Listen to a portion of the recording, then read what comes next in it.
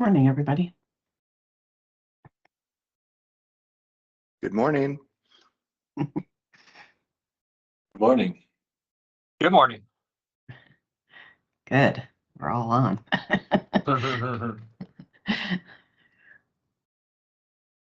Give everybody else a minute to get here. I think we got a few more people.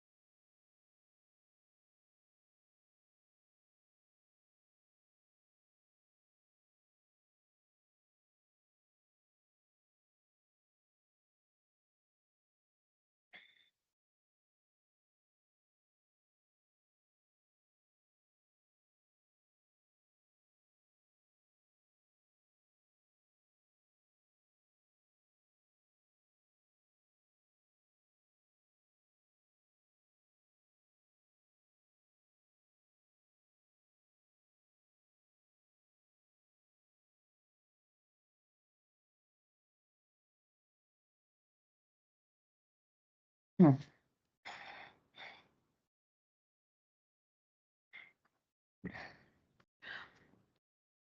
Well, maybe we'll get going. I was kind of looking for people from Littleton, but maybe they're sleeping in today. All right, we're gonna kick off this morning with an update from Jessica about what's been going on in her world as our coordinator. Good morning, everyone. I will go ahead and share my screen here.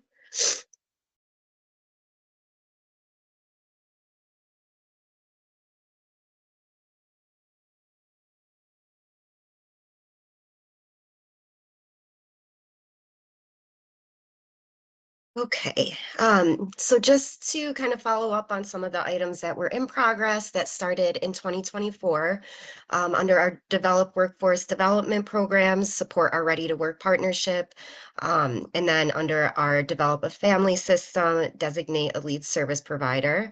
I'll go over progress that's been made in both areas. Develop a workforce development program in supporting our Ready to Work partnership. Have some exciting news that doors will officially open as of yesterday. So Bridge House is ready to go, ready to accept their first clients. So I'll be supporting communication efforts between the three cities, Bridge House, and the county as we approach the ribbon cutting next week. And then I'll continue to support partnerships as gaps in resources are identified, and just make sure that I'm available for Ready to Work and the navigation end to make sure that it's running efficiently. Under our Develop a Family System, I am working on writing the RFP and scope of services for our family lead service provider.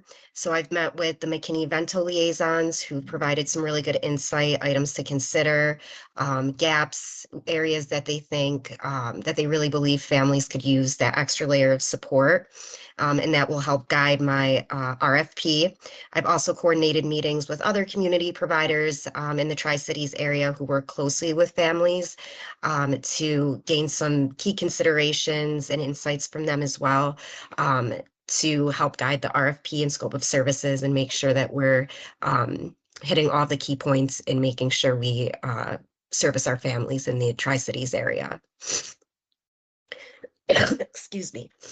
And the develop a single adult system, action items that we're currently working towards are creating a central navigation system and strengthening outreach to landlords. Under our workforce development program, engaging with AD Works, and under our family system, piloting a peer support specialist program to outreach to families. So some updates on these areas in creating a central navigation center. So as Tri-Cities Navigation Center opens or is open, I'll connect with case managers to determine gaps in resources and services to help support their efforts and identify any service providers who can help fill these gaps.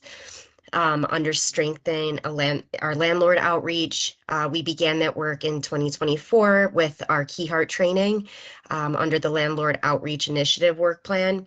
So I'll continue that work. We'll re-begin housing stability cohort meetings in May, discuss any barriers that our community partners have identified in outreaching to landlords, and then continue to work on some of those skills that that were taught in the Key Heart training. For our workforce development program, engage with AD Works. So those conversations have began with AD Works to meet and to help identify areas that they can collaborate with Ready to Work, as Ready to Work will begin accepting clients soon.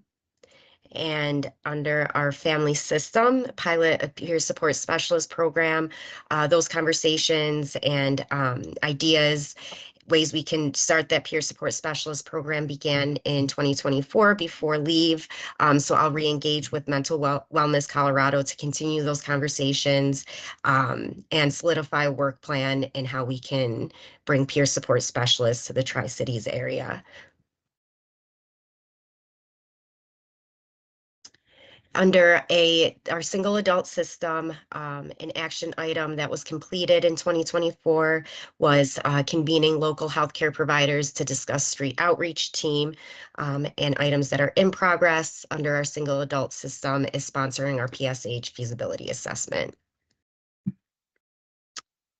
So convening local healthcare providers, this was completed, but I'll continue to work with our healthcare providers in the area and have a second convening in midsummer. Additionally, I'll continue to work with Stride, our street outreach program, and also with Swedish in getting a meeting in place to present to the case managers to make sure that they are educated on services. Those conversations did begin before leave, so I'm resuming those and hopefully we'll get a date in place for this upcoming spring so that we can meet with the case managers at Swedish and make them aware of all the services that are in place to help support individuals experiencing homelessness, and also educate them on the Stride Street Outreach team and how Stride can help fill a lot of the gaps, especially with discharge. And lastly, our in progress item is the permanent supportive housing feasibility assessment. We did close our bid and we received 5 responses. And from there, our purchasing agent will contact myself once the highest scored response has been identified. And from there, we will work on having a contract in place and beginning that work, hopefully, I'd say mid-June. Great. Looks like we have a question from Rep. Ryden. Hi. Hi. Yes, my question is, with Stride, is there a reason we're just focusing on Swedish hospital and not the other hospital? No reason in particular other than I did have a meeting with Swedish and they did express a really strong interest in having Stride come and present and educate their team on services, but it's certainly something that we can expand to the other hospitals within our area. Okay. I would love to help broker that if they're not biting, because I imagine that would be very attractive to to the social workers. Yeah. You know, the resource, especially for a Littleton Advent hospital. So, Absolutely. Thank you for that offer. I will certainly take you up on that. And then just some additional tasks. In April, the performance metrics, our monthly dashboard and narratives for December, January, February, and March were completed. So those should be up to date. On the 24th of April, I represented Tri-Cities at the first COC convening, highlighting regional collaboration and the importance of it. And I also attended the fair housing training that was hosted by Arapahoe County. That was very informative and very useful. And then just working on reconnecting and engaging with our working groups and community partners. And that's all I've got. Great, thanks. Anybody have any questions for Jessica? Thanks, Jessica. Sounds like you're really getting back at it. Gretchen, go ahead. okay, I have another one. Maybe not a question, more as a comment. As you are engaging in or facilitating those conversations between our people and the landlords, I think that's the care navigators at the county, if they could be directed to listen to those landlords of what barriers they're encountering, I'm wondering if that's something that is legislative that I can help with. So kind of directing them, what are they hearing from those landlords of why they're not vouchering, or what are things, I'm trying to think a carrot model as I approach legislation for next year of what would help bring more housing people to the table. And that would be just good info to have. Thank you. Absolutely. And I can help facilitate those conversations and bring all information back over to you. Great, thanks. Thanks so much, Gretchen. We really appreciate you keeping engaged. Thanks for being here. All right, any other questions for Jessica? No? Okay. Then we have our main speaker for today. Jason Johnson came to talk about his, not his report, but MDHI's report on the state of homelessness. Welcome back, Jason. Glad to have you. Thank you, Mayor, and thank you, Jessica, for your help getting this on the agenda. Appreciate it. Hello, everyone. Jason Johnson, Executive Director at the Metro Denver Homeless Initiative. Good to be with you again. Monday, wow, time is flying by. Monday, last week, we launched the first ever statewide dashboard on the state of homelessness in Colorado.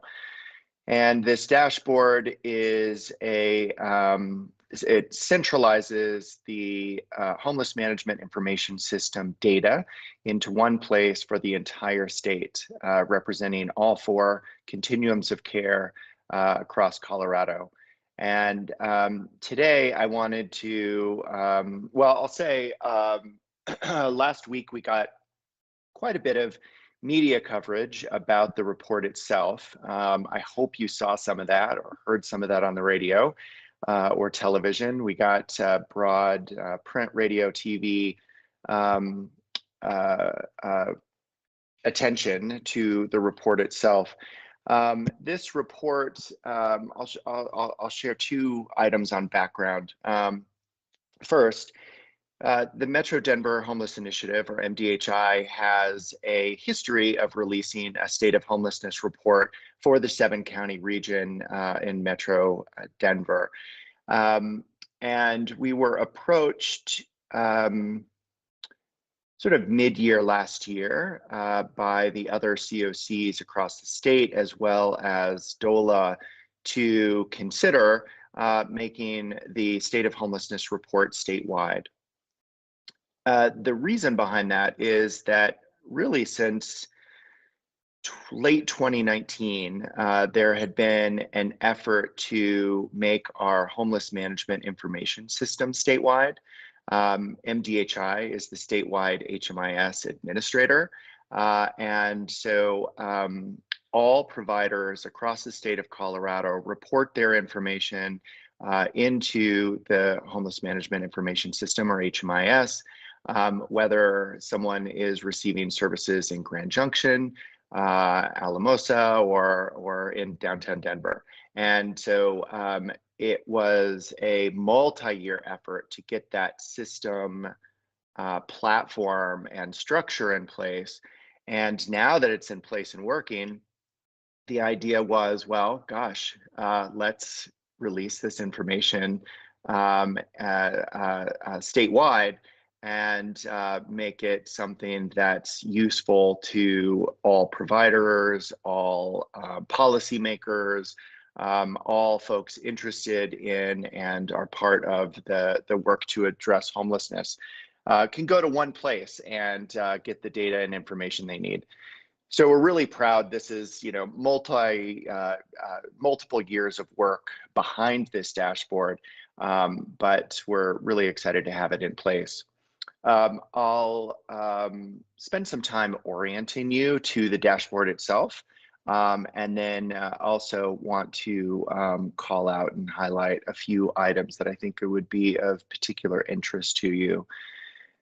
But first, I'll just mention sort of the go forward. So this is data for 2024.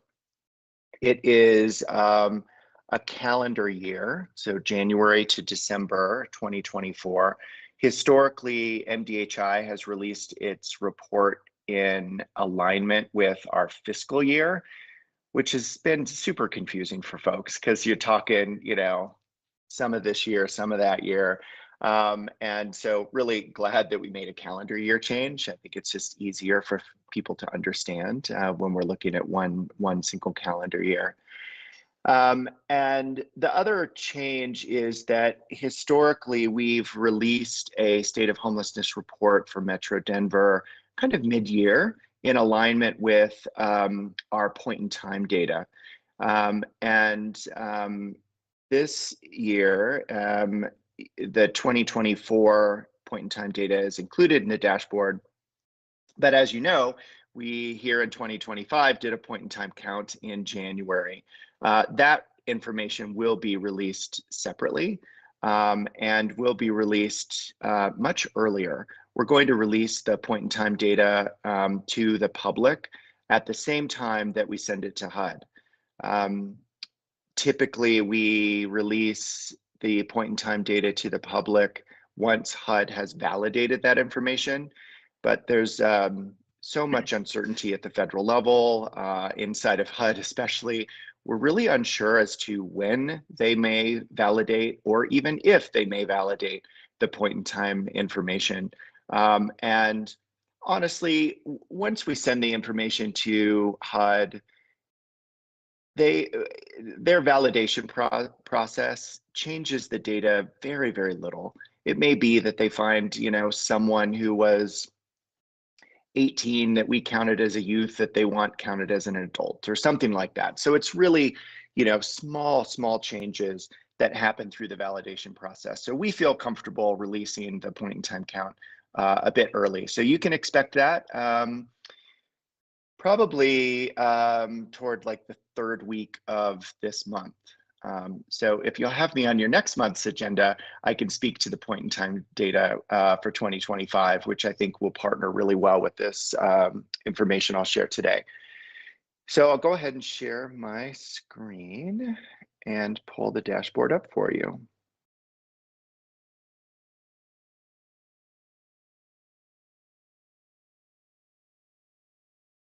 At least that's my plan. Let's see.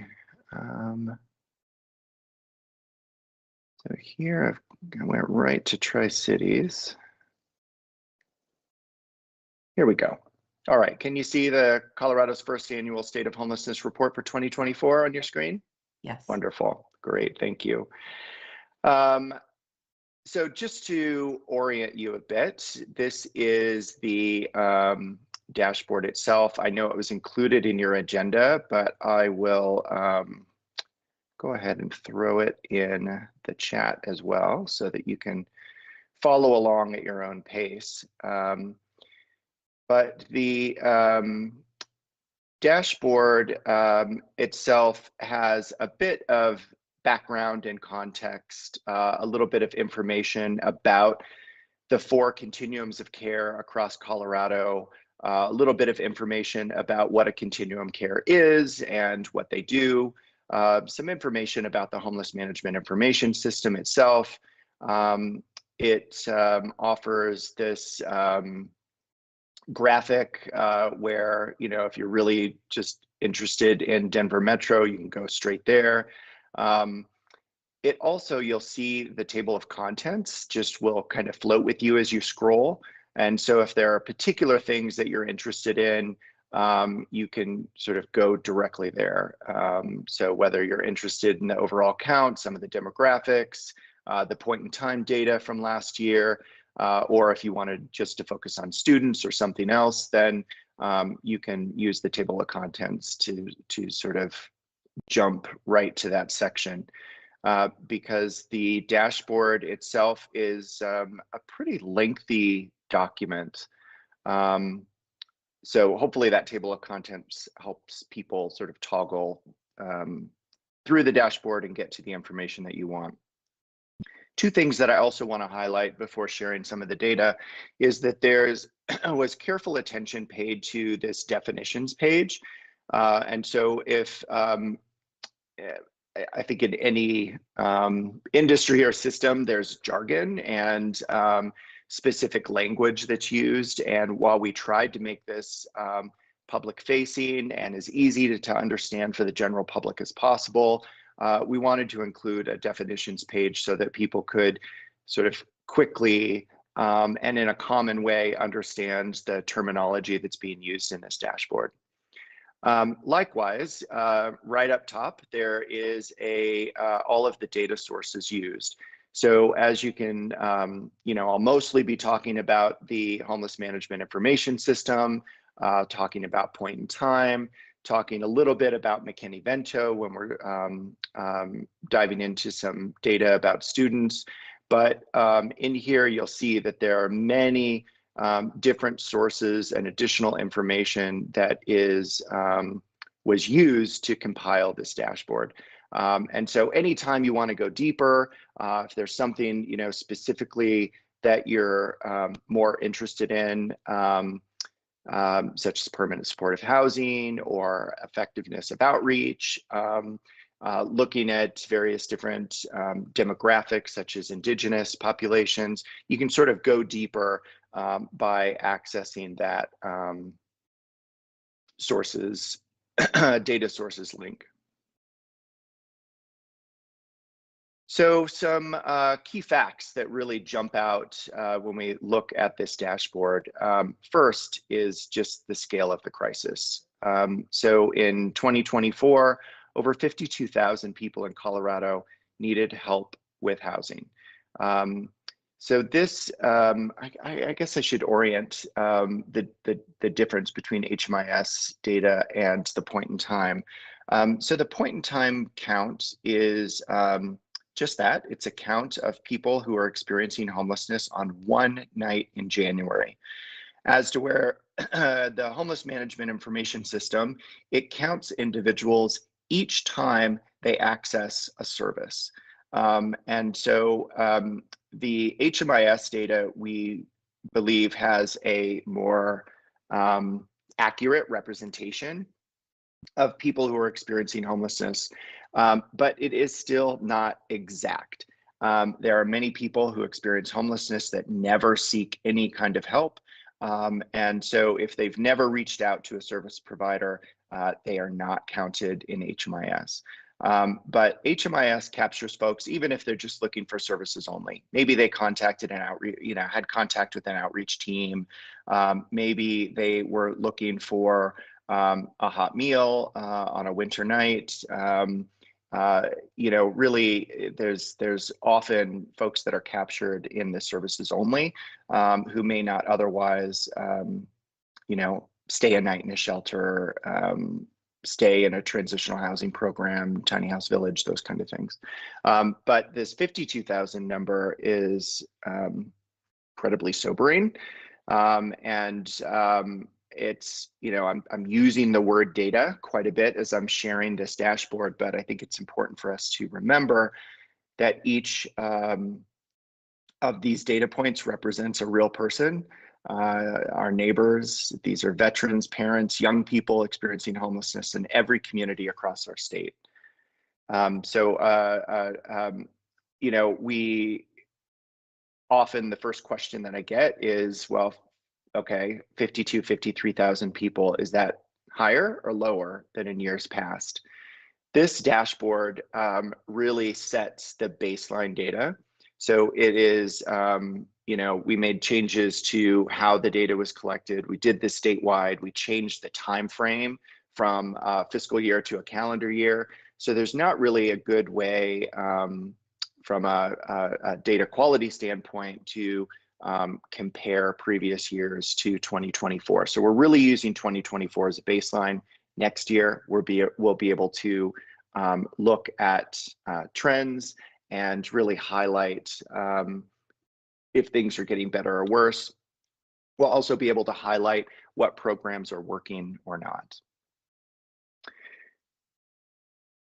This report highlights that the housing system is not working for everyone. And really what that means is housing is just not affordable compared to the minimum wage at the state.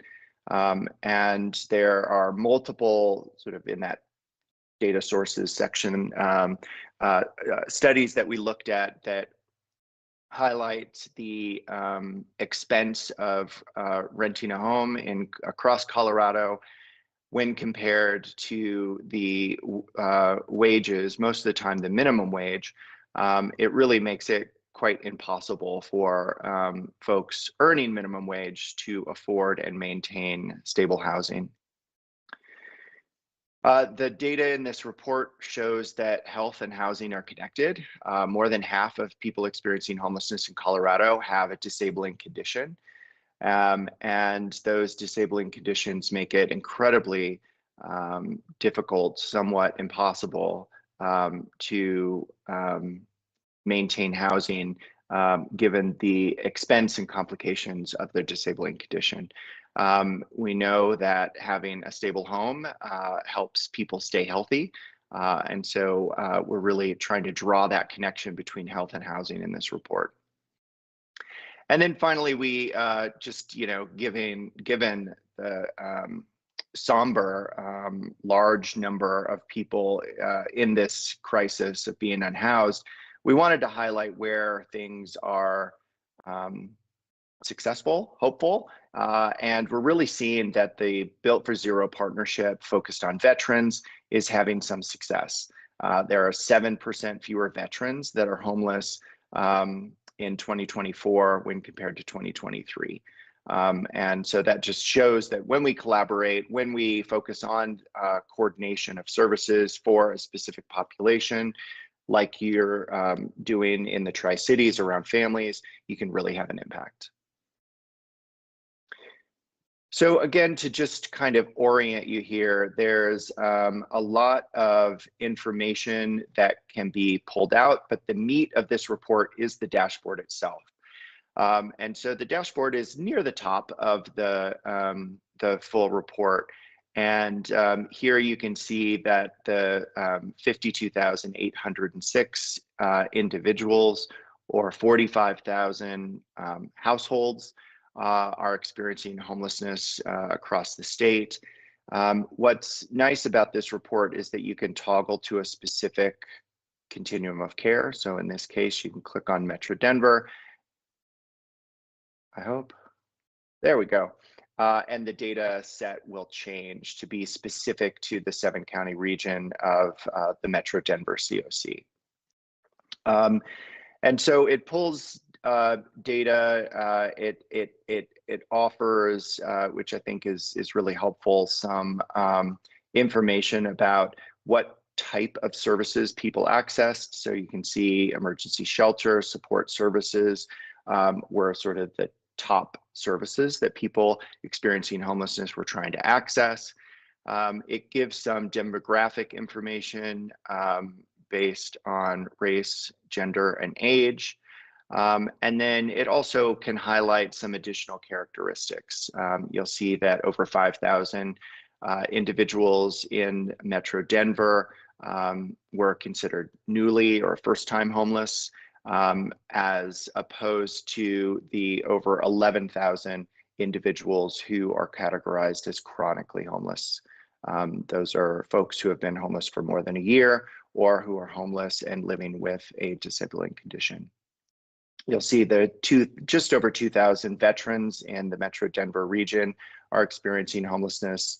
And again, over half of the population are reporting a disabling condition. The rest of the dashboard, I'm really going to just move through quickly to just simply orient you, but it just goes deeper and deeper and deeper. And so I really encourage you to spend some time clicking around in this. This is here to be a resource for you. We hope that as you consider policies, consider programming, considering funding, that you jump over to the MDHI website and use this dashboard. You'll see that the point in time count data from 2024 is there.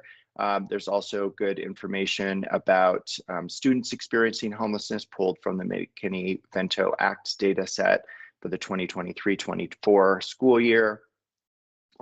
There's just a lot of really good information in here that we hope will be helpful to a group like yours as you're considering what actions you'll take to address this issue. So I'll stop, actually I won't stop there. I'm gonna toggle over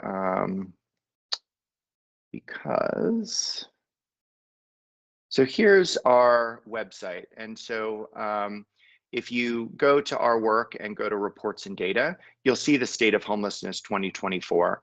I just walked you through the Colorado State Interactive Dashboard, but there's also the Metro Denver Regional Report. And if you click on that, it'll pull up a PDF that really breaks this HMIS data down by region. So I'll just scroll here so you can see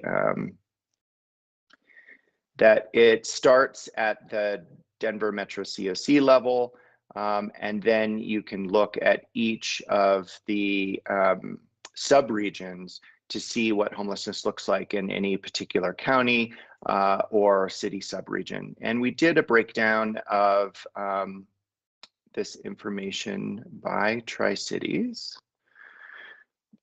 And so looking at that data specifically, you can see that 709 people accessed homeless services in the Tri-Cities region. Almost 6% of those individuals were newly or first-time homeless, and 42% of those individuals are categorized as chronically homeless. You can see that the vast majority were male, and most of the individuals are adults in that 25 to 54 age range. So we're really, trying to offer as much detail as we can by state, by continuum of care or the Denver metro region, and then by sub-region. And again, we'll be releasing the point in time data, which will incorporate into this Metro Denver regional report so that you can have all of that information in one place. So I'll stop there and just see what questions folks have or comments folks want to make.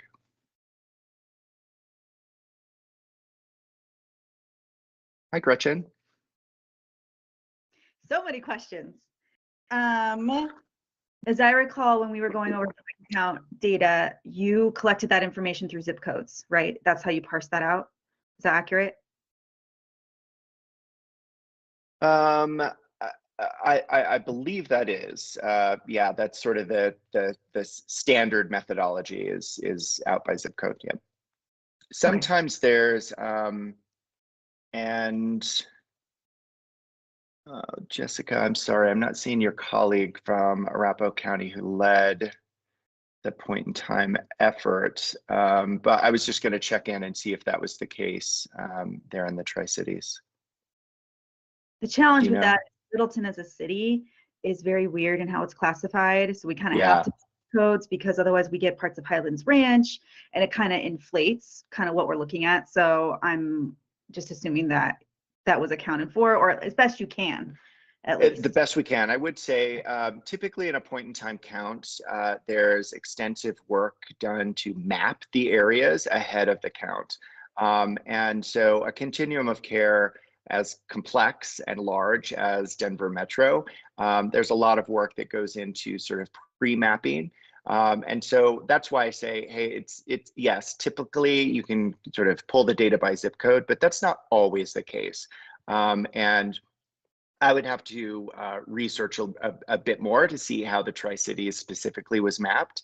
You know, it may have in that sort of pre-mapping work addressed this zip code issue for the subregion.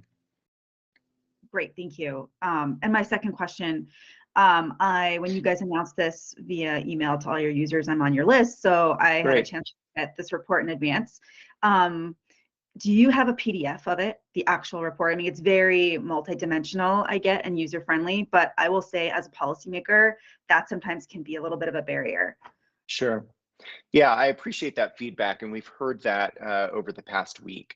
Right now, we cannot easily just transition it into a PDF. A lot of the narrative itself, of course, and we can sort of freeze frame a screen of a dashboard and PDF that. And so if it's something that would be useful to you, we can do that work to PDF something that would be helpful for you. But obviously in a PDF, you're not going to be able to then access all of the resources and sort of click on the links and do all of that stuff in the same way that you can in the dashboard. But if you know, if there's another format that will work better for you, we can absolutely work to make that happen. Okay, yeah, that would be helpful. And so would you want that the dashboard by Tri-City, by COC, by Metro Denver COC, or like what level would you want that? I think having the whole report, I don't think necessarily we need the charts if that's what's so difficult. Oh, okay, that is, yeah. Having the narratives in a PDF is helpful. Great, that's yeah. easy. That's easy. Great. Yeah, we can get that to you. Hi, Carrie. Good morning, Jason. Thank you for being here. And it's been great to have you here for the last couple of times and learn about your new leadership in the organization and everything that you're doing. Thank you. I want to say that I'm really glad that you guys have pulled together this dashboard to have this be your base year, because I'm very concerned about what's happening at the federal level and how that is going to affect some of these numbers. And I've wondered if you all are kind of thinking through that. I'm thinking of, you know, adding data potentially that would be, you know, SNAP families that have are no longer on SNAP, or increase to that then, you know, somehow adjust some of these numbers. And I know that your sole focus is on people experiencing homelessness, but I'm just trying to figure out how all of us as different entities and organizations start trying to make our data work with each other so that we can really truly see the impact of what some of this is potentially suggested to do, not only to us, but our nonprofit partners and everything else. And so I wondered if you've given any thought to that, Jason. And again, we don't know what's going to happen, but I have a feeling not good things are necessarily going to happen. And any advice that you could give us about how we kind of start keeping on top of that and working together would be greatly appreciated. Yeah. Have I given thought to this? Yes. This is, again, a very first dashboard of its kind. We tried to incorporate as much information into this as possible, but we have really big ideas about what the potential of this dashboard could be and how to link to other sources. There's really exciting work happening inside of the HMIS, Homeless Management Information System Partnership statewide. We're looking at data integration with partners like Denver Health and others, where we may be able to enter into data sharing agreements to make the information that we have access to much more rich and complete. So we understand this is, data that's coming really from just one system, our homeless management information system, and that can be really limiting, especially in times where we need to be advocating for a continuation of our safety net, which includes health and human services and housing and so much more, and so yes, those discussions are happening. We're already thinking about what this dashboard can be in the future, but really wanted to lay down this year at a minimum that baseline information, make sure that the data was of high quality and as accurate as possible so that we could sort of see trends in future years. I will say that the board of directors at MDHI is going to be meeting next week and specifically talking about the president's skinny budget and the impacts to our region, and specifically the impacts to the 4 continuums of care in Colorado.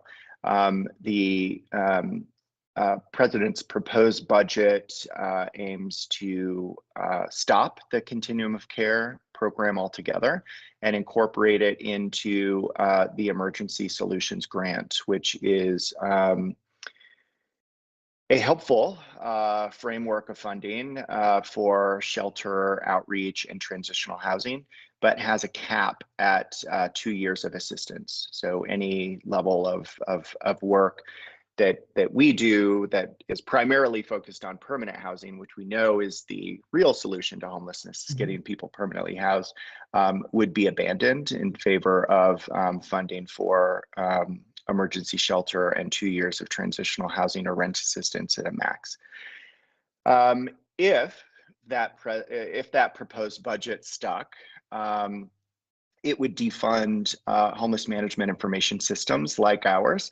And so even this fairly limited set of data would be essentially erased. And so we're really, again, the board's meeting to start this conversation about what our approach and response to this budget proposal will look like. And you can anticipate over the summer a lot more information to come from MDHI that I hope will be helpful to you as you try and navigate this space and join us in that advocacy.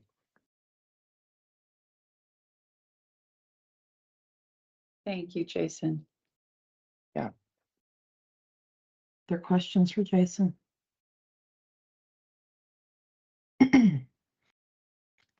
I'm wondering if nobody else has any questions about the report, if maybe you can tell us a little bit about how the convening went. Oh my gosh, thank you for asking. It was great. Another first. This was the first time that we had pulled together partners from across the Metro Denver COC region. We hosted an event 1 week ago at the Boulder Jewish Community Center. Within 48 hours, the in-person registration had sold out. We had 250 people join in person. We also had more than 300 people participate virtually. And so the response was great. There were, it sort of affirms to me that people are looking for a connection with one another. They're looking for a community and network to use in response to this crisis. They're looking for information. They want to be informed. They want to understand the best practices. And I think the convening really delivered a lot of that information. And it was great to see. I'll share, we really went back and forth about lunch and sort of what to do during the lunch hour. And I'll admit to being wrong. I thought we should show a film or have a talk or have a keynote speaker. but really people are, especially in this virtual world that we live in, so desperate for connection and to network and an opportunity to be in space together that we decided to leave lunch sort of unstructured. And that was absolutely the right call. I saw people connecting from multiple different regions, from multiple different agencies. I saw government partners talking to one another. It just was this really beautiful moment of connection. So we're going to do it every year, and we'll likely do it every spring. We'll host this convening in various different regions each year. We're going to have to find a much larger space. But thanks for asking. It was a really successful first convening, and like I said, something we want to continue. That's great. Great. Okay. Anybody else have any questions for Jason? I want to thank you so much for presenting the report, and I'm looking forward to getting in there and digging in a little bit. Yes, please do. Thank you, Mayor. I appreciate the time and the agenda. And again, this is a resource for you. I hope that it's something you can use, throughout your discussions and decision making. And if there's ever anything that you feel like is missing or you want to go deeper with, or Gretchen, thank you. If the formatting isn't what you desire, please let me know. Reach out anytime. Great. Okay. Then that's all of our agenda. Does anybody have anything they want to share today? We have a little time if you want.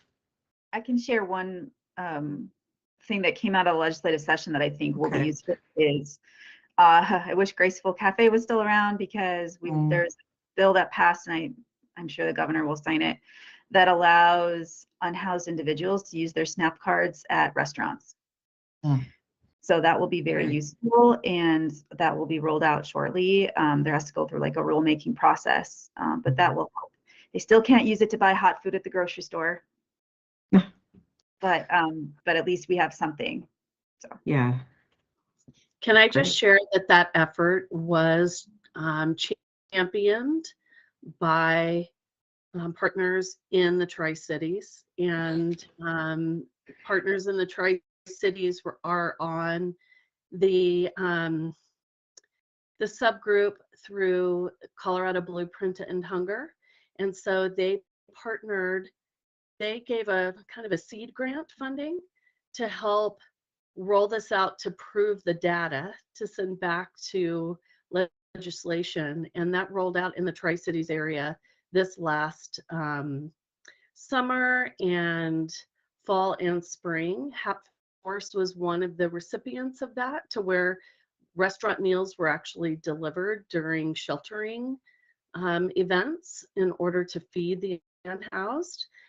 As another approach to that, they also brought in food trucks. They partnered with local restaurants near Safer, which is one of the partners that needed some food support for the unhoused. They also targeted hotels, families living in hotels, and just did remarkable work. But that effort came out of the Tri-Cities. And so I just want to celebrate that there are a lot of innovative and creative folks here in our region that are solution minded. And this was one of the products of that. So thanks for that report, Gretchen. That's really exciting. Yeah. Thanks, Tammy, for that background. I appreciate it. All right, Monica, go ahead.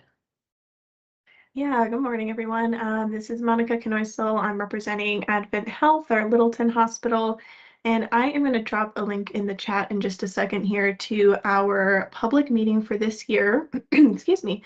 That is going to be on Thursday, May 29th. If you haven't had a chance to participate in one of these meetings, these help guide the hospital's focus on what we can do for the community over the next 3 years.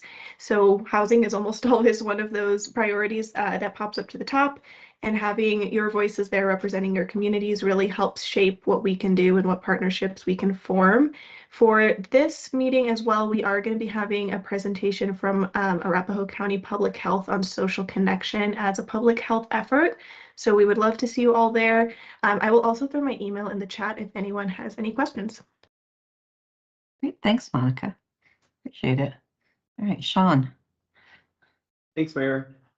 Just wanted to report some good news, and I suspect this is happening in Littleton and Sheridan too, but I learned this week that our partners, clients of Bridge House Ready to Work, are fully onboarded, working with the City of Inglewood's Parks Department and taking care of areas of the city. So they are up and running somewhat quietly. We haven't had the grand opening and ribbon cutting yet, but just really exciting to actually see folks, clients that are on the street working with our city crews and getting skills, and just so exciting for that. And then I think that the ribbon cutting, I think, is mainly for funding funders. I don't think it's going to be a public event, but that is May 15th. And I don't have the time for that, but that's coming up as well. So hope to see a few of you there. Yeah, thanks, Sean. Anybody else? Anything they want to share? Upcoming events, things going on in your organization? No? Okay. Well, it was great seeing everybody, and thank you to Jason for coming and presenting again, and we'll see you next month. Bye, Bye. everybody. Bye.